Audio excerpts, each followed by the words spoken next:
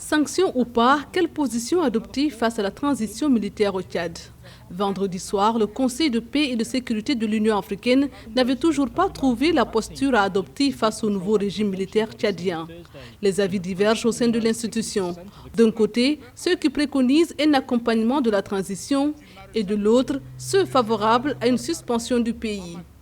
Depuis le début de la crise tchadienne, nous avons constaté que l'Union africaine n'était pas présente. Le fait qu'aujourd'hui, notre institution tarde, hésite à prendre une décision est d'une part une bonne chose parce que ça montre très bien qu'enfin notre organisation continentale est face à sa crédibilité.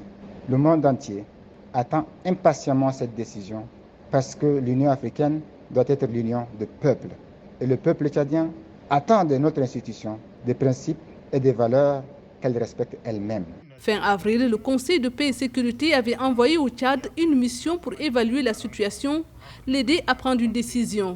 Cette mission est revenue avec un rapport qui penche sur un accompagnement de la transition et c'est sur la base de ce document que les débats ont tourné. La société civile, les mouvements citoyens, les partis politiques démocratiques continueront les manifestations parce que c'est le seul moyen qu'ils ont à maintenir la pression pour faire plier la junte et exiger le soutien de la communauté internationale pour une transition civile. Jusqu'à maintenant, la pression n'a été mise que sur la société civile, les partis politiques pour faire des compromis et des concessions.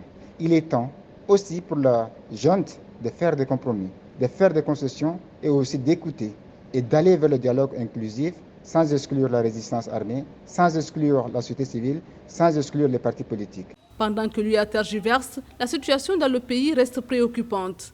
La coordination citoyenne Wakitama, une coalition de partis de l'opposition et des acteurs de la société civile, appelle à manifester le 19 mai contre la junte dirigée par le général Mahamat Déby Itno.